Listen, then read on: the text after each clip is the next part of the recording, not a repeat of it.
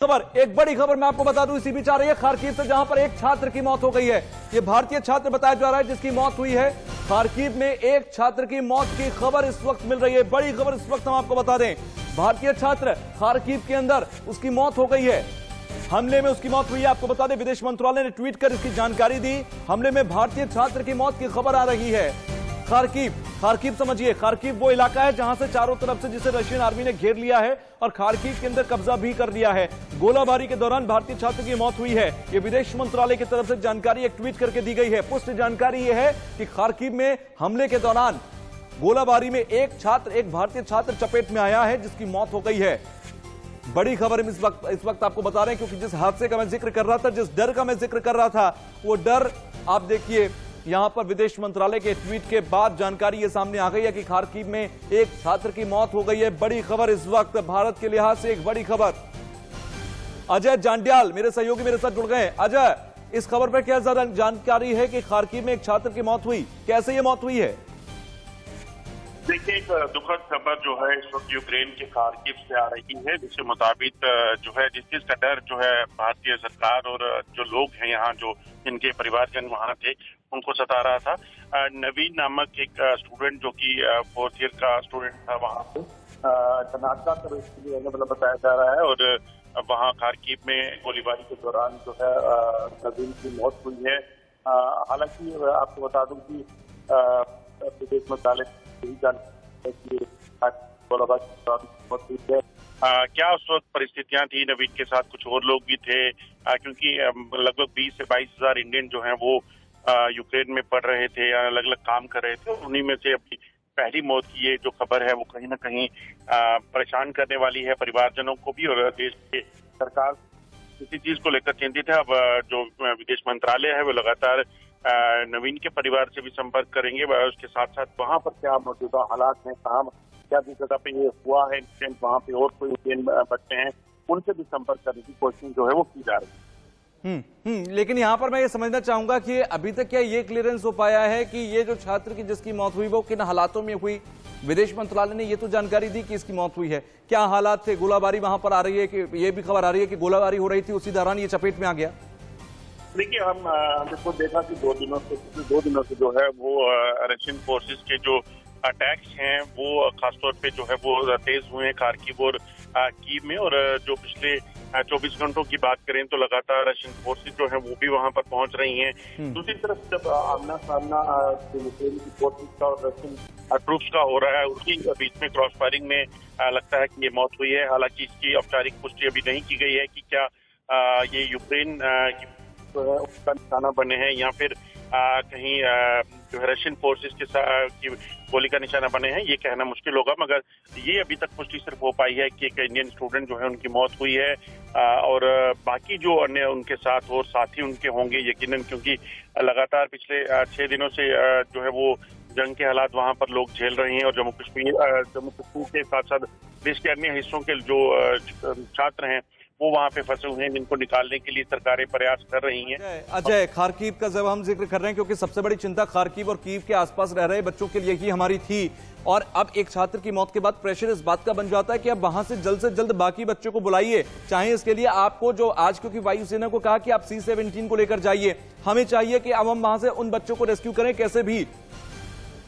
देखिए, बिल्कुल यकीनन लगातार जो बच्चे हैं उनके अगर हम वीडियोस देखें या जिनके संपर्क में हम हैं, हमने उनसे भी बात की, वो सब यही चाहते हैं कि वो जल्द से जल्द निकले। और खासतौर पे खार्किव और कीव का जो इलाका है वो सबसे ज्यादा जो है टारगेट पे है।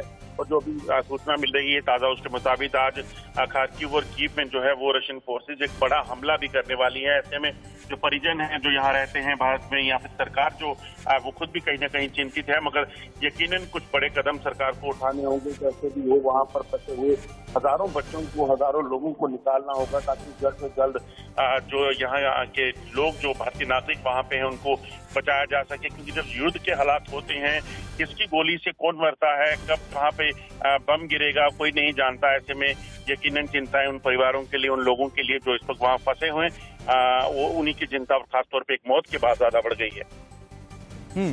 ठीक है अजय, शुक्रिया हमसे जुड़ने के लिए। तो ये जानकारी अजय दे रहे थे कि किस तरह से विदेश मंत्रालय की तरफ से जो जानकारी मिली है और वहां पर हालात क्या हैं। खार्किव यहां पर लगातार पिछले 2 दिनों से हमले हो रहे हैं और यहां एक बड़ी तादाद है जो कि बच्चे फंसे हुए हैं। उसमें से एक बच्चा जो गोलाबारी की चपेट में आया उसकी मौत हो गई। विदेश मंत्रालय ने कहा कि हम उसके परिवार के प्रति संवेदनाएं व्यक्त करते हैं, लेकिन सवाल यहां पर अब यह आता है कि बाकी जो हजारों की तादाद में बच्चे खार्किव, कीव, यहां के आसपास के इलाकों में फंसे हुए हैं, उन्हें जल्द से जल्द रेस्क्यू किया जाए, उन्हें जल्द से जल्द वापस बुलाया जाए अपने सेफ जोन के अंदर, क्योंकि ये जो तमाम इलाके हैं यहां पर रशियन फोर्सेस काफी एग्रेसिव स्टाइल में आगे बढ़ रही हैं और यही सबसे बड़ी मुश्किल और यही सबसे बड़ा डर। फिलहाल ये जानकारी, एक बड़ी जानकारी कि खार्किव के अंदर एक भारतीय छात्र की मौत हो गई है। गोलाबारी में भारतीय छात्र की मौत हुई है। ट्वीट कर विदेश मंत्रालय की तरफ से यह जानकारी दी गई है।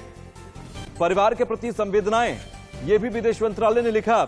हजारों की तादाद में अभी ऐसे छात्र हैं जो कि पोलैंड, हंगरी, रोमानिया, स्लोवाकिया, इन 4 देशों से जो इवैक्यूएशन हो रहा है उसके बॉर्डर्स पर फंसे हुए हैं क्लियरेंस के लिए, उनको जल्द से जल्द रेस्क्यू कर लाया जाए। इसके अलावा जो वॉर जोन है, अभी खार्किव की हम बात करें, कीव की हम बात करें, इस इलाके में जो हजारों बच्चे फंसे हुए हैं उनको जल्द से जल्द वहां से रेस्क्यू कर लाया जाए, क्योंकि रशियन फोर्सेस लगातार एग्रेसिव होकर आगे बढ़ रही हैं, गोलाबारी कर रही हैं और ऐसे में बंकर्स में छिपे हुए हैं। हालांकि मेट्रो स्टेशन के नीचे जो सबसे सेफ जोन कहा जाता है यूक्रेन के अंदर, वहां पर फंसे बच्चे हैं। ऐसे में उन बच्चों के खाने पीने की समस्या है, वहां पर लगातार हमले हो रहे हैं, तो उस बात को लेकर समस्या है। बहुत जरूरी है कि यहां से रेस्क्यू ऑपरेशन चलाए जाए। फिलहाल मृतक के परिवार के संपर्क में है विदेश मंत्रालय। विदेश मंत्रालय ने कहा कि हमारी संवेदनाएं भी हैं, हम पूरी मदद उस परिवार के लिए करेंगे।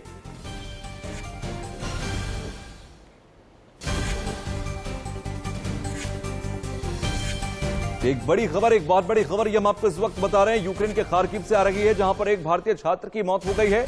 विदेश मंत्रालय ने ट्वीट कर इसकी जानकारी दी है। विदेश मंत्रालय ने कहा कि मृतक के परिवार को हमारी संवेदनाएं, हम लगातार परिवार के टच में हैं, संपर्क में हैं और खार्किव से बाकी बच्चों को जल्द सुरक्षित बाहर निकालेंगे।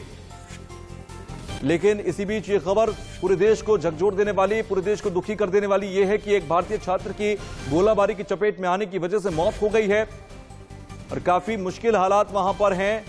खार्किव में एक भारतीय छात्र की मौत हुई है, पढ़ने के लिए गया था। परिवार काफी दुखी है इस वक्त, क्योंकि उस परिवार ने अपने बच्चे को बड़े सपनों के साथ, बड़े अरमानों के साथ यूक्रेन भेजा था कि मेडिकल की पढ़ाई करके लौटेगा।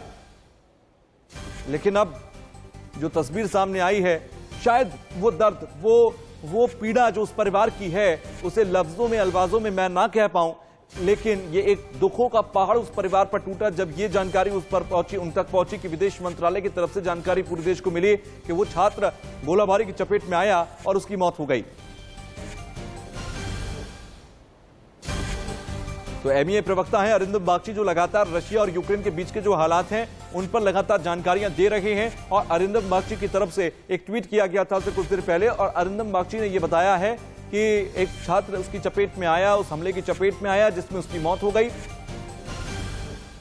और अब ये मांग की जा रही है कि भारतीय छात्रों को सुरक्षा दी जाए, वहां पर कैसे उनके लिए सुरक्षित माहौल बनाया जाए। तमाम तस्वीरें, तमाम अपडेट्स लगातार सामने आ रहे हैं बच्चों को लेकर। वहां से बच्चे, क्योंकि अब नेटवर्क की समस्या वहां पर आना शुरू हो गई है। अब तक यह था कि तमाम बच्चे अपने घर पर जानकारियां दे पा रहे थे, लेकिन अब दिक्कत यह है कि वहां पर नेटवर्क की समस्या और वशीक होना ज्यादा